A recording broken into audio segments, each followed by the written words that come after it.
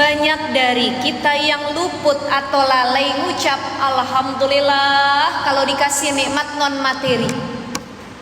Itu kita lupa. Padahal kata Nabi SAW, apa nikmat yang paling besar? Ni'matani makbunun. Ada dua nikmat besar yang manusia suka lupa. Lupa muji Allah, lupa bersyukur sama Allah. Apa itu? As-sihah wal farah. Nikmat sehat dan nikmat waktu lapang. Sehat, kita ingat nikmat sehat kalau udah sakit. Betul nggak Bu?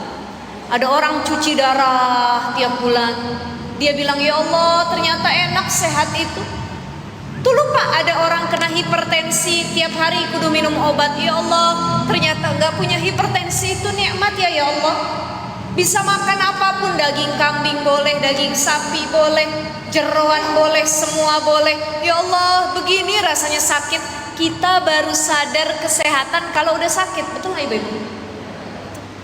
Ya Allah ya Rahman. Makanya orang yang dikasih sehat alhamdulillah. Nih kita itu, Ibu saya belum masuk dalam bahasan fikih.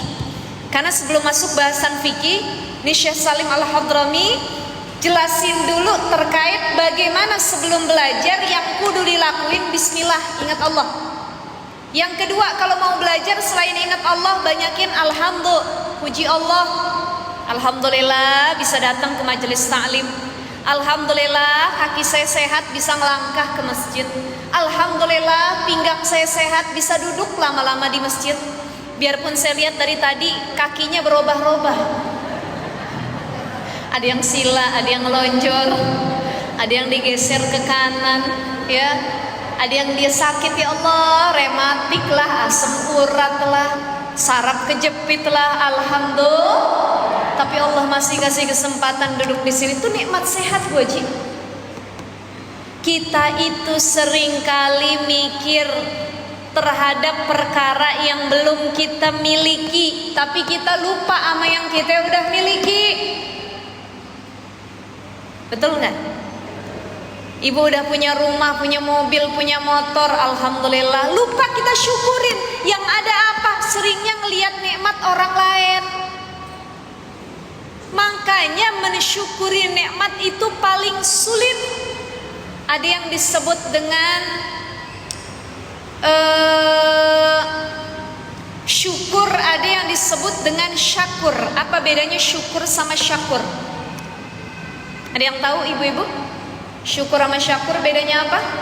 Insyaallah akhir tahun nanti saya mau berangkat umroh, yang bisa jawab saya kasih hadiah. Hadiahnya brosur umroh. Ada yang tahu bedanya syukur dengan syakur? Syukur itu berterima kasih kepada Allah terhadap perkara yang kita sukai. Tapi kalau syakur tetap berterima kasih kepada Allah walaupun itu perkara nggak kita sukai, itu namanya syakur. Bukan main, tadi satu hari dikasih 5 juta, siapa orang meruyung yang kagak suka sehari dikasih 5 juta? Suka apa kagak Bu? Pengen nggak? Pengen kalau ada rezekinya. Tapi tatkala dikasih yang dikit, biasanya suami ngasih belanja sehari minimal 50.000, mah buat sehari ya Maya. Tiba-tiba hari ini cuma dikasih 15.000. Mah tolong 15.000 mama masak ayam gulai. Ayam gulai ya, sayurnya juga sayur bening yang enakan, jangan lupa tempe tahunya, bakwan gorengnya. Kira-kira 15.000 cukup atau tidak? Cukup atau tidak? Tidak. Kita pas dapat 15.000 kesal atau tidak? Ngedumel kan? Ini disebut dengan syakur. Memang gak enak. Kita bilang ya Allah kok gini banget nikmat yang saya terima. Gak enak, cuman tetap kita muji Allah. Alhamdulillah. Jangan fokus sama nikmat orang, fokusnya ke nikmat kita sendiri. Ada orang udah punya anak 1, dia ngelihat kawannya udah punya anak 2. Ya Allah kayaknya saya kalau punya anak 2 lebih bahagia dah. Udah dikasih 2, dia ngelihat kawannya punya anak 3. Ya Allah pengen juga dah punya anak 3. Tuh kita seringkali ngebandingin dengan nikmat orang lain, makanya syukurnya sulit diucapin dalam lisan. Oke, kita lanjut ibu-ibu. Jadi tadi rukun pujian ada berapa? Ada 5.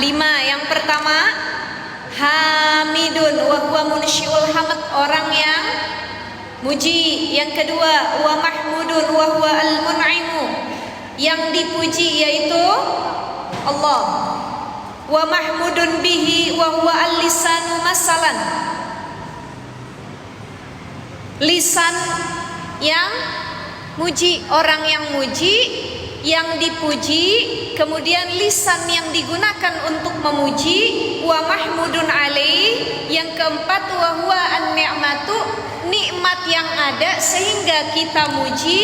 Dan yang kelima wasighatun, ucapan pujiannya, kaqaulika alhamdulillah walillahil hamd, hadza min fadli rabbi, au itu pujiannya buat Allah, atau sekarang pujiannya terhadap sesama manusia.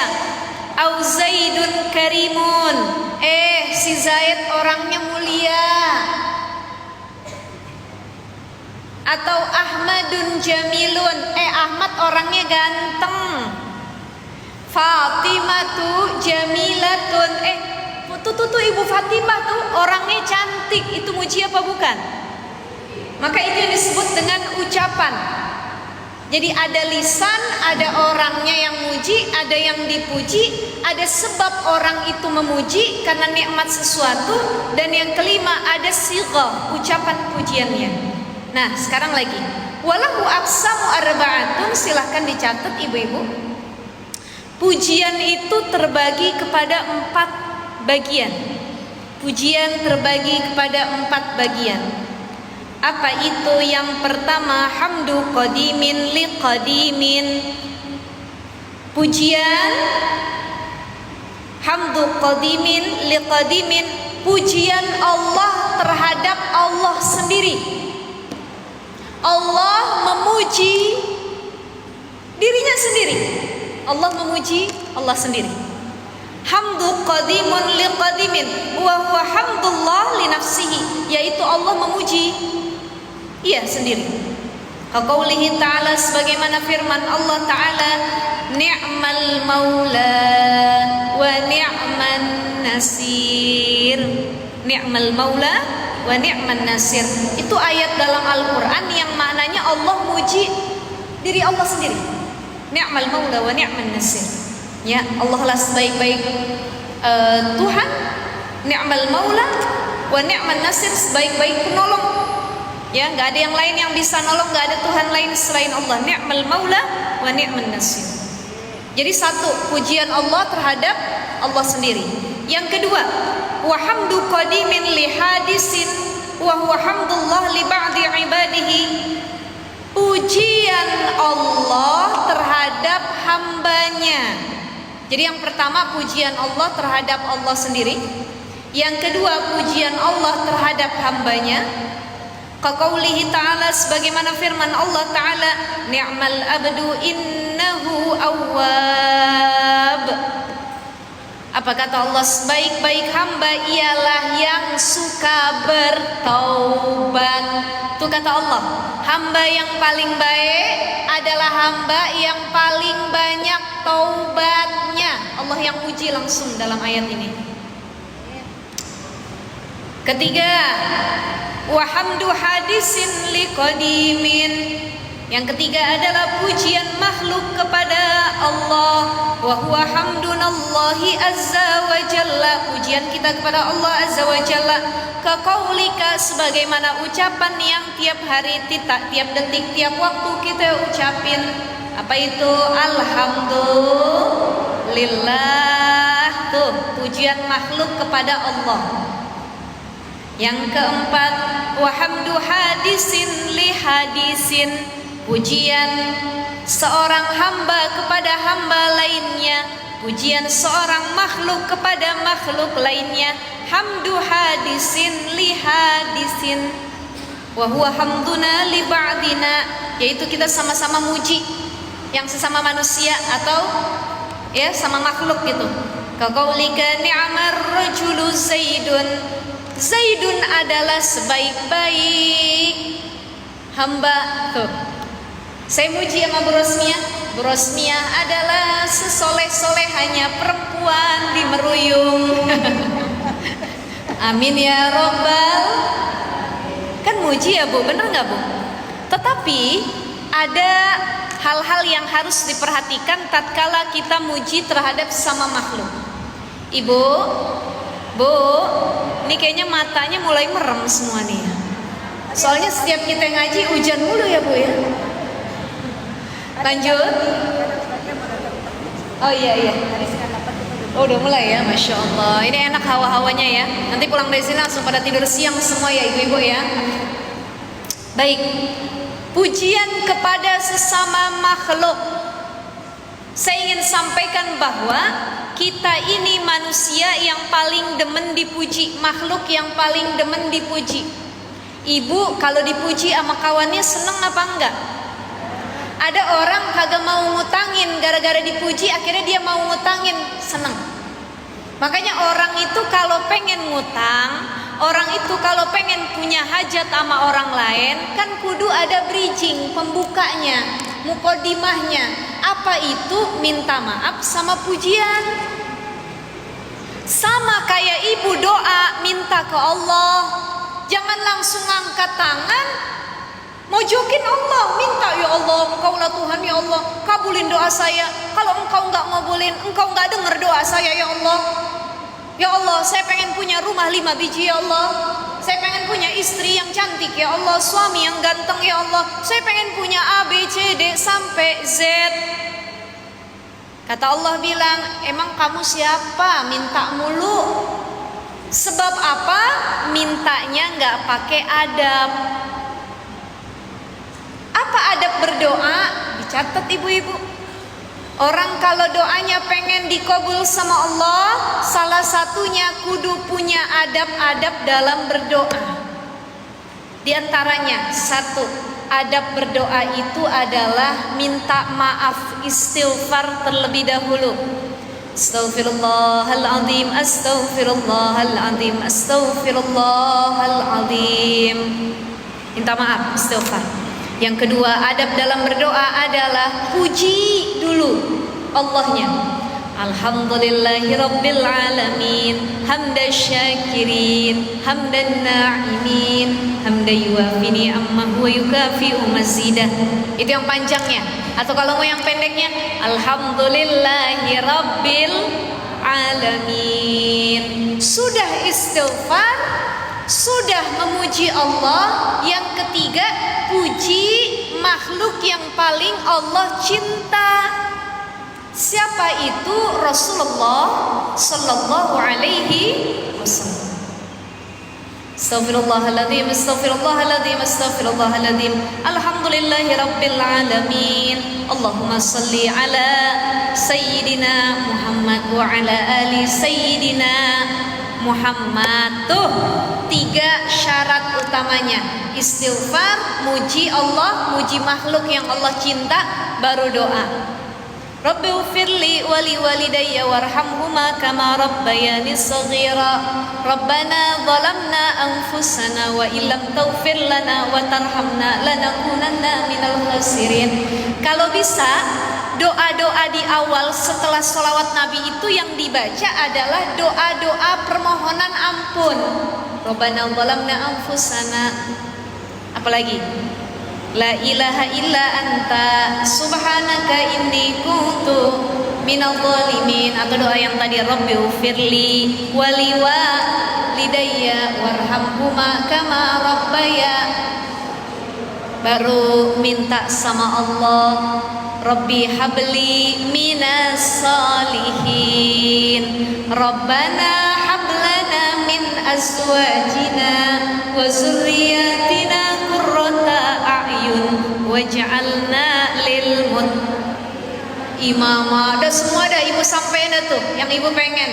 yang pengen rizkinya banyak, Allahumma hasil muradana wa kathir arzaqana, banyakin rizkiku min haitsu la yahtasib ya Allah. Allahumma inna nas'aluka husnal khatimah ya Allah, saya minta akhir hidupku husnul khatimah. Sebutin.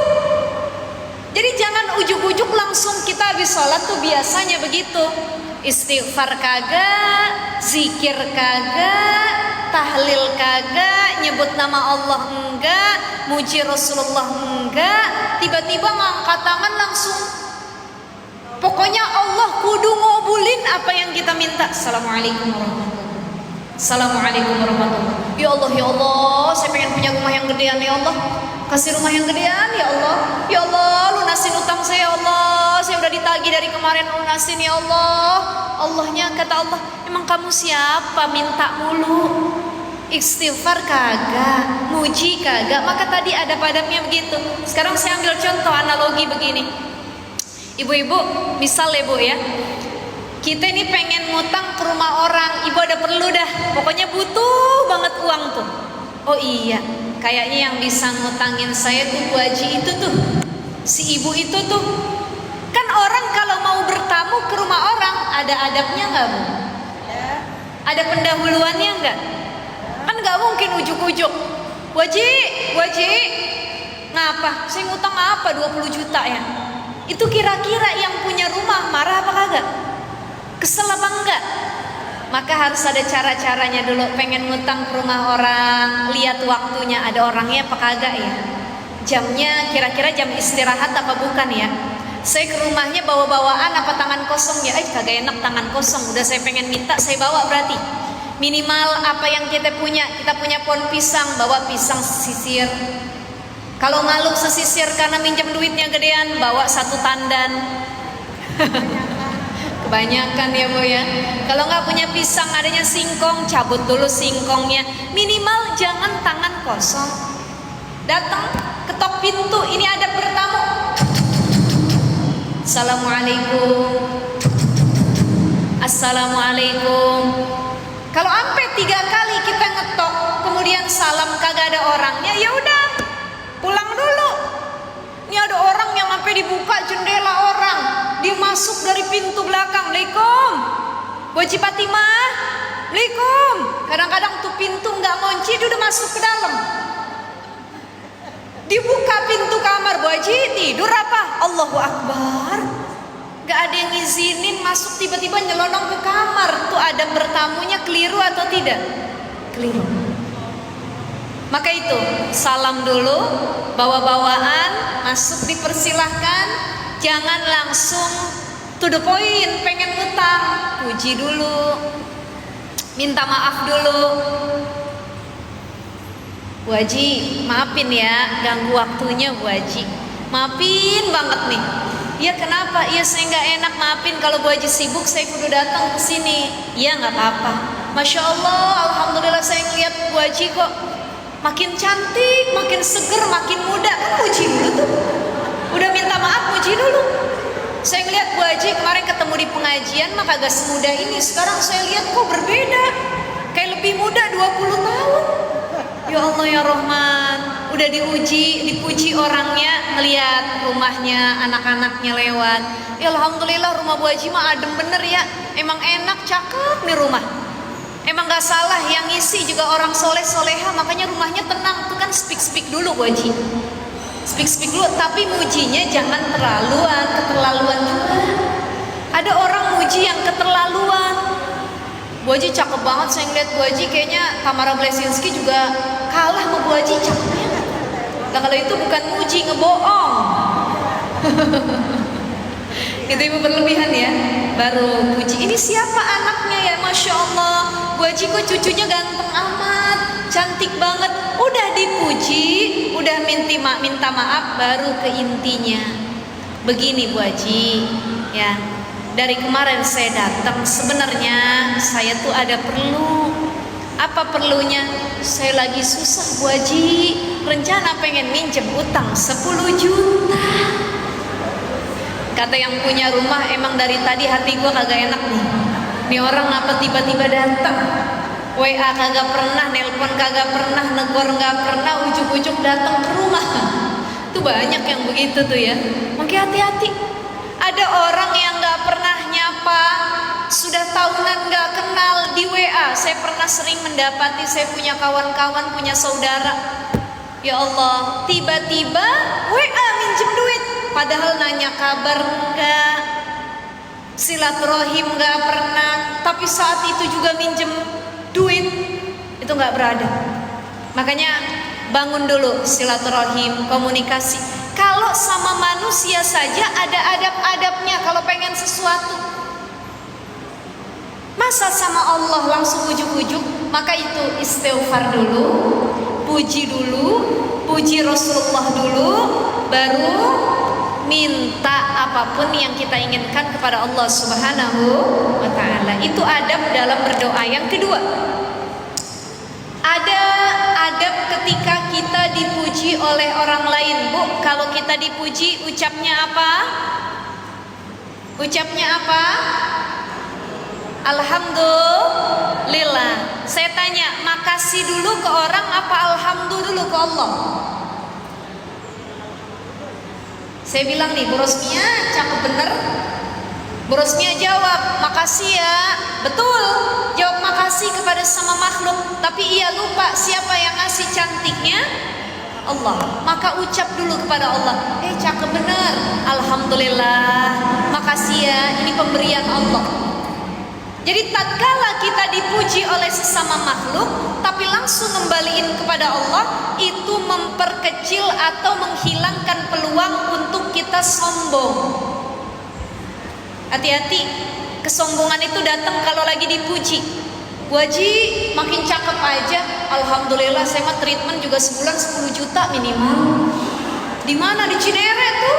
Belum krim malam, krim siang saya, bedak saya, mereknya mahal semua, pipa, paralon, Wardah tuh semua tuh.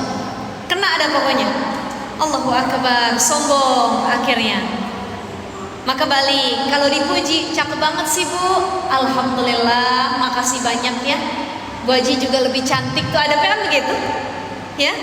Itu adab dalam pujian. Dan kalau melihat sesuatu yang indah, jangan lupa ucap Masya Allah.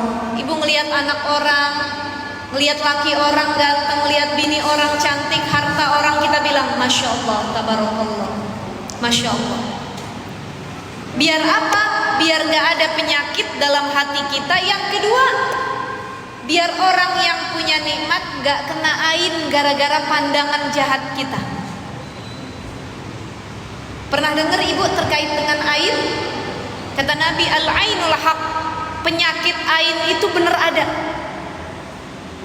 Dan itu dari zaman Nabi SAW ya. Banyak kisahnya. Misal saya ambil contoh, ada orang punya bayi, bayinya lucu, cakep, ganteng, cantik. Tuh bayi tadinya sehat afiat, dibawa sama emaknya ke pengajian. Begitu ketemu sama teman-teman ibu-ibunya yang lain, dibilang, ih ganteng bener, cakep bener nih anak, lucu banget, tanpa menyebut kalimatullah. Ada yang muji, seneng lihat bayinya, cakep amat ya, ini ganteng amat ya, gak ada kalimatullahnya. Ada yang pura-pura muji tapi hatinya dongkol, dengki. Dia sirik kok, iri. Kok cucunya Bu Haji ini lebih cakep daripada cucu saya ya? Cakep bener nih ya. Kok bisa cakep begini ya? Emang turunan siapa nih? Dalam hatinya dengki. Tentang cakep cucu lo ya, dan lain sebagainya. Nah, hati-hati. Kedengkian kita atau memuji yang berlebihan itu bisa menyebabkan ain. Makanya ada bayi sehat, begitu dibawa keluar emaknya, pulang-pulang tiba-tiba tuh bayi sakit, nggak tahu penyakitnya apa, kadang-kadang meninggal mendadak dan lain sebagainya. Itu bisa dari penyakit ain. Semua, bukan cuma yang ganteng, yang jelek. Pokoknya kalau pandangan manusia nggak suka, kemudian ketika memandang tanpa kalimatullah, itu bisa merusak makhluk tersebut dan kena penyakit ain. Gitu ya Ibu ya. Jadi kita ulang sekali lagi, pujian itu ada terbagi berapa Bu? 4. Yang pertama, hamdu qadimin li qadimin, pujian Allah terhadap Allah sendiri. Yang kedua, wa hamdu qadimin li hadisin, pujian Allah kepada makhluknya, hambanya. Yang ketiga, wa hamdu hadisin liqadimin, pujian makhluk kepada Allah. Dan yang keempat, wa hamdu hadisin li hadisin, pujian makhluk terhadap makhluk yang lainnya. Itu dalam permasalahan pujian ya. Wa bihi nasta'in wa ala umurid dunya waddin. Wa sallallahu alaihi wasallam ala sayyidina Muhammadin khatamin nabiyyin wa ala alihi washabihi ajma'in. Kita masuk di bab yang pertama. Silahkan dibuka ibu-ibu kitabnya. Bismillahirrahmanirrahim. Faslun, bermula ini fasal apa? Fasal pertama, fi arkanil Islam, rukun Islam. Sebenarnya ini mah pelajaran anak-anak ya Bu ya, cuman kita ulang lagi.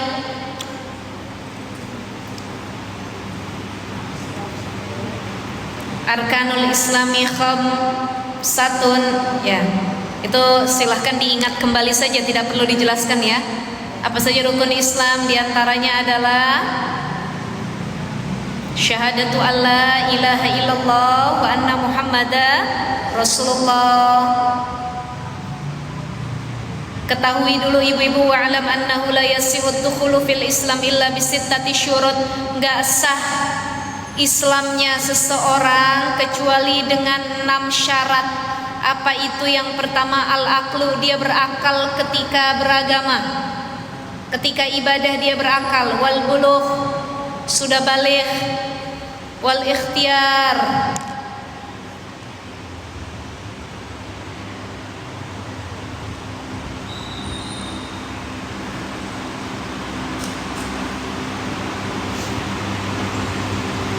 ikhtiyar, yaitu tanpa paksaan.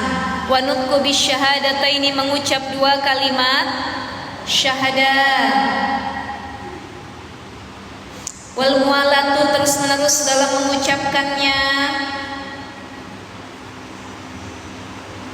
Wa tartibu bainahuma, tertib dalam pengucapan 2 kalimat syahadat. Jadi sekali lagi, rukun Islam yang pertama syahadat, yang kedua wa iqamus shalah, mendirikan salat, yang ketiga wa itauz zakah, bayar zakat, yang keempat wa shaumu ramadan, puasa bulan Ramadan, yang kelima wa hajjul baiti man istata'a ilaihi sabila, pergi haji jika mampu. Pergi haji wajibnya seumur hidup cuman 1 kali. Jadi kalau ada yang mau berangkat kedua, ketiga, hukumnya bukan wajib tapi sunnah. Kalau ada orang udah haji sekali, ya udah cukup, karena nggak perlu haji tiap tahun. Tapi kalau umroh setiap bulan boleh. Cuman kalau haji dalam seumur hidup udah sekali setahun, gugur kewajiban hajinya. Ada orang yang hajinya pengen tiap tahun, akhirnya motong kuota orang yang belum pernah haji. Maka siapa yang udah haji, udah, kecuali dia ada keperluan, kepentingan. Kenapa dia haji tiap tahun? Dia pembimbingnya, dia ustadz ustazahnya. Kalau nggak ada ustadz ustazahnya, nggak ada yang bimbingnya, jamaahnya teledor, kikuk bahasa orang Betawinya. Maka dia kudu berangkat tiap tahun, ada kepentingan. Kenapa dia harus berangkat? Tim kesehatan haji yang ngurusin jemaah di sana. Oh, nggak apa-apa kalau tiap tahun. Tapi kalau ada orang nggak punya kepentingan dan hajinya sudah gugur dengan 1 kali kewajiban, ya udah, nggak usah dipaksain. Lebih baik melaksanakan ibadah umroh dan kuota hajinya dikasih sama yang belum berangkat. Betul nggak ibu-ibu? Betul. Maka di sini disebutkan manistata'a ilaihi sabila, kalau udah mampu silakan haji. Jangan belum mampu dipaksain haji. Karena Nabi bilangnya man istata'a ilaihi sabila. Haji itu berlaku bagi orang yang mampu. Mampu apa? Mampu secara kesehatan, mampu secara finansial, keuangan. Kalau sehat doang, niatnya ada, duitnya kagak ada, jangan dipaksain. Ada orang pengen haji akhirnya ngutang. Yang bayar anak cucunya. Zolim atau tidak? Zolim. Ada orang pengen haji nggak mampu, tapi akhirnya ngambil hak orang lain. Zolim. Maka man istata'a ilaihi sabila, haji itu cuman bagi yang mampu. Gitu ya Bu ya. Kemudian faslun arkanul imani sittatun. Kalau tadi rukun Islam ada 5, sekarang rukun iman ada 6. Apa itu yang pertama? Antu'mina billah, beriman kepada Allah. Bagaimana beriman kepada Allah? Al-imanu bi anna Allah subhanahu wa ta'ala mawjudun. Beriman kepada Allah, kita yakin bahwa Allah itu ada. Apa buktinya bahwa Allah itu ada? Lihat semua yang ada. Semua yang ada, baik makhluk, benda, gunung, laut, semua yang ada itu bukti adanya Allah. Ini mainnya tauhid lagi nih Bu Haji. Makanya nggak langsung ke bab fikihnya, tapi pengenalan rukun Islam dan rukun iman, gitu ya. Wa annahu wahidun fi dzatihi wa sifatihi wa af'alihi. Allah itu cuma satu, baik zatnya, sifatnya, af'alnya. Makanya ada ayat yang kita hafal tiap sholat dibaca kagak ketinggalan. Apa itu? Bismillahirrahmanirrahim. Qul huwallah Allahus samad, lam yalid wa lam yulad wa lam yakul lahu kufuwan ahad. Alhamdulillah nggak ada yang nggak hafal kalau kulhu ya Bu ya. Masalahnya 5 waktu kulhu mulu yang kita baca. Qobliyah, ba'diyah, sholat tahajud, duha yang dibaca juga kulhu. Paling tinggian dikit inna a'toi, panjangan dikit al-hakumut. Udah tiap hari muternya itu kulhu, inna a'toina, inna a'toina, kul a'udzu bil falaq, kul a'udzu bin nas, tabat siada. Alhamdulillah. Insyaallah nanti kita tambah ya Bu ya, kalau bisa. Setelah tahu ini jangan cuma kulhu yang kita baca, Al-Baqarah, Al-Imran, Waqiah. Misalkan ibu rakaat pertama bacanya apa? Yasin. Dan ada yang nanya, Ustazah, saya baca Yasin di rakaat pertama, itu harus kelar semua Yasinnya atau enggak? Enggak. Ibu walaupun cuma hafal 3 rakaat dia boleh Bu. Bismillahirrahmanirrahim. Yasin wal Qur'anil Hakim, innaka laminal mursalin. Allahu Akbar. Boleh. Jadi jangan takut. Atau baca Waqiah, idza waqa'atil waqi'ah laisa li waq'atiha kadhiba khafidatur rafi'ah. Allahu Akbar. Boleh. Itu ya Bu ya, nggak harus satu. Ibu baca surah Al-Baqarah, makanya jangan cuma kulhu sama Anas terus. Yang lain kita baca juga. Baca Al-Baqarah nggak perlu dari alif lam mim sampai akhir. Mana yang kita hafal? Ayat kursi, kan ayat kursi Al-Baqarah. Allahu la ilaha illa huwal hayyul qayyum la ta'khudhuhu sinatu wa la naum lahu ma fis samawati wa ma fil ard man dzalladzi yashfa'u indahu illa ya'lamu ma baina aydihim wa la yuhituna bi syai'in min 'ilmihi illa bima syaa' wasi'a kursiyyuhus samawati wa la ya'uduhu hifzuhuma wa huwal Allahu Akbar. Bangun lagi rakaat kedua. Bismillahirrahmanirrahim. La yukallifullahu nafsan illa wus'aha laha ma kasabat wa 'alaiha ma kasabat. Itu Al-Baqarah bukan? Jadi nggak perlu 1 juz. Mana yang kita hafal ambil baca dalam sholat. Gitu ya ibu-ibu ya. Nah, ini belajar antu'mina billah, bertauhid kepada Allah. Mana? Jangan cuma rukun iman kita hafal tapi nggak diamalin tauhidnya, antu'mina billahnya. Beriman kepada Allah bukan cuma yakin Allah ada, tapi beriman kepada Allah adalah iyyaka na'budu wa iyyaka nasta'in. Bener-bener ngejadiin Allah cuman satu-satunya tempat, sesuatu hal yang kita kembali untuk disembah. Wa iyyaka nasta'in, dan cuman kepada Allah kita minta pertolongan. Mohon maaf, saya pernah cerita tuh di kajian yang lain, ada orang yang tauhidnya nggak bener, keliru, ancur-ancuran. Di antaranya apa? Misal ada orang dikasih sakit, ketika dia minum obat dia merasa yang nyembuhin itu obat, bukan Allah. Pernah nggak ibu ngerasa begitu? Ibu minum obat kuyer, obat sakit gigi, tuh beliin dah obat itu. Kenapa? Tuh kalau saya minum obat itu pasti sembuh. Saya pengen bilang, yang nyembuhin ibu obat atau Allah? Allah. Tapi banyak dari kita yang salah pemahaman bahwa yang nyembuhin kita adalah obat. Ada kisah dulu, Nabi Musa alaihi salam. Nabi Musa itu sakit. Nabi Musa satu ketika pernah sakit gigi. Bu, Nabi Musa itu kalau dia berdoa kepada Allah, nggak pernah doanya nggak dikabul. Bahkan dalam Al-Quran disebutkan wa kallamallahu Musa taklima. Nabi Musa itu punya keutamaan langsung ngobrol sama Allah.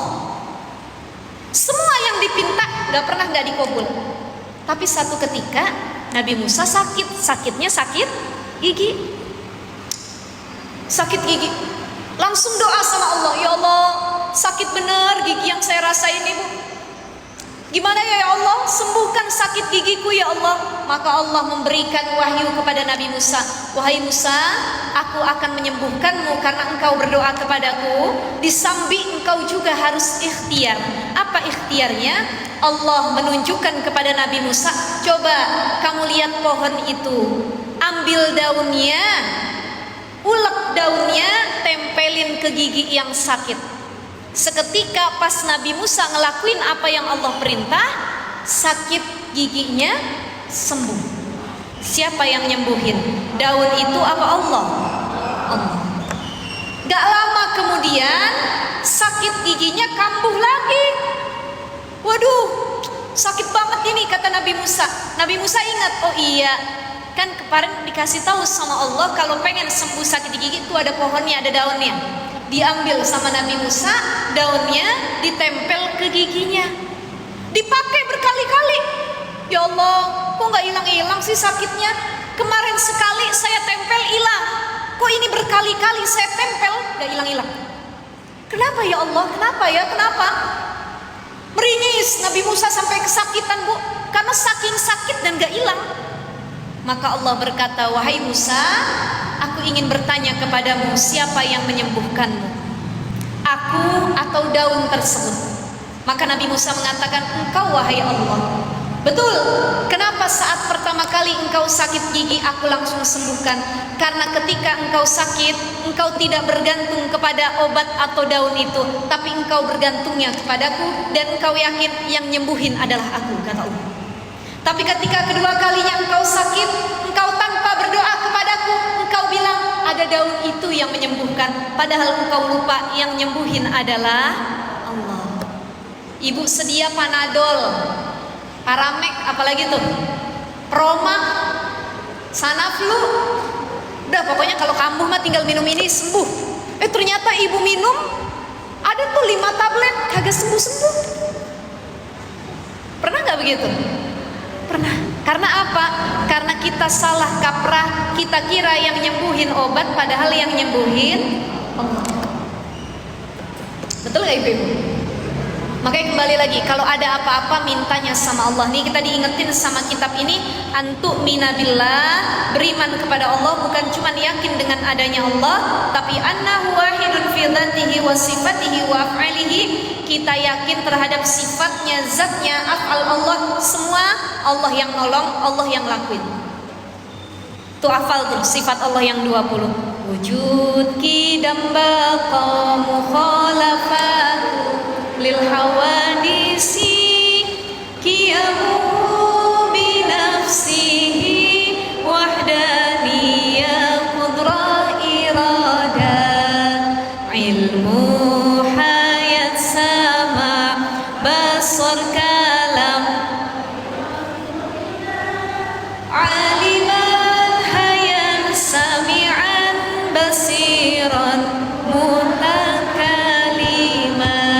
yang sudah kita dengar waktu kecil ya Bu ya. Nah itu sifat-sifat Allah yang mesti kita percayai ya.